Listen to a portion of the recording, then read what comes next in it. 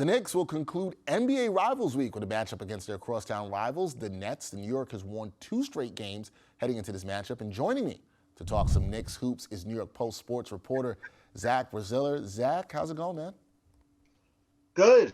Knicks are this wacky season of seesawing back and forth. The Knicks now are back on the upswing a little bit here with back-to-back great wins over the Cavs and the Celtics in Boston. And it's a hard team to figure out here where they lose 3 of 4 or lose 4 straight, and 3 of those are the teams with losing records, and you think, oh man, they're kind of in for a tough stretch here as the schedule heats up, and then they find a way to edge the Cavs at home, and they're down 15 early. The Celtics come back and beat them in Boston, which was clearly the best win of the year. And it's a team that's got a lot of mental toughness and kind of is really surprised people with how they've responded to adversity. Yeah, and you talked about them responding to adversity in those 2 wins. So I'm taking it that you're impressed with these recent victories. So how do you think it can spark the team going forward here? Look, beating good teams is always a confidence builder. There's no question about it. You beat the best team in the NBA on its home floor without your best defensive player, Mitchell Robinson. It does a lot for just the team's belief in itself. All year though, we've talked to Tibbs and the players have always talked, it's boring, but I've always said, we're not. It's just the next game. That's all that we could focus on, and they've really done that this year. They've obviously had a ton of streaks, winning 8 in a row, losing 5 in a row, winning 4 in a row, losing 4 in a row. It's kind of been back and forth here, and the schedule is really tough, and they've gotten off to a really nice start here with these 2 wins against this very difficult schedule. Look, it's clear when the Knicks are at their best, they can play with anybody. We've seen it all year, and it's going to be interesting. The Nets are, they're losing more than they're winning without KD, but they're playing well. They've had a pretty tough schedule as well. I thought they played really well against the Sixers without Durant. So to me, it's a really fascinating game tonight. 2 teams that are, kind of the middle of the pack in the Eastern Conference in that 4 to 6 range, and both without key players. Yeah, both without key players in this matchup, and we'll see how that one plays out. I want to talk about a key player for the Knicks. That's Julius Randle. He continues to ball out, Zach. We saw another strong performance in Boston on Thursday night. Do you think he lands an all-star spot this year? For a while I've been saying I think Brunson is the Knicks all-star, but with the way Randle is playing, I think it's kind of a toss-up between either guy.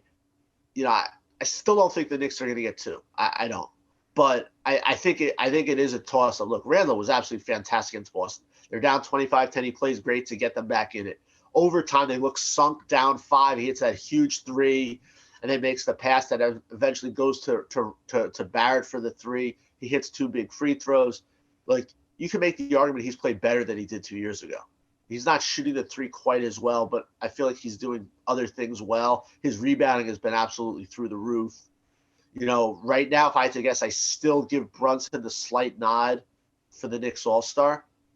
But I think I wouldn't be surprised if Randle gets it. He deserves it, honestly.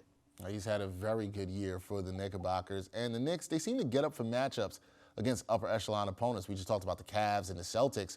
The Nets, they're currently ahead of them in the standings, sitting at 4th in the East. Do you see the Knickerbockers getting up for this one? And what would it mean if they can make it 3 straight wins over top 5 teams in the conference? Yeah, I expect the Knicks to play well tonight. The last time in Brooklyn, they got embarrassed. There was talk, after the game, Brunson said their effort wasn't good enough. Now, look, that was early in the year. But, yeah, I think the Knicks are going to be amped up to play this game tonight. They're going to have a lot of confidence coming off that great win over Boston. And I do think the Knicks play well. I'm not saying I don't know if they'll win. I think it'll be a close game. I think it'll be a good game. It'll be fun. Looking forward to, Grimes on Kyrie. Looking forward to, Randle and Brunson out there tonight. I think the Knicks will play much better than they did in that first game in Brooklyn. And look, another win over a good team is only adding confidence. I do think at this point, though, in the season, 50 games in, I think the Knicks believe they belong. The Knicks, there's belief there that we're going to lose a few games. It's not going to change who we are. I think the Knicks know they're a quality team. Look, they're not a title contender, but they're also not a bad team.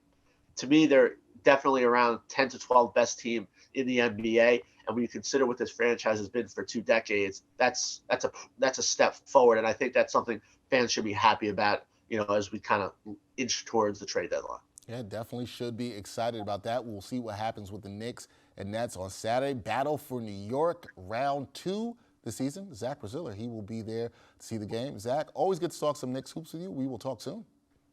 All right, man. Have a good one. Thanks.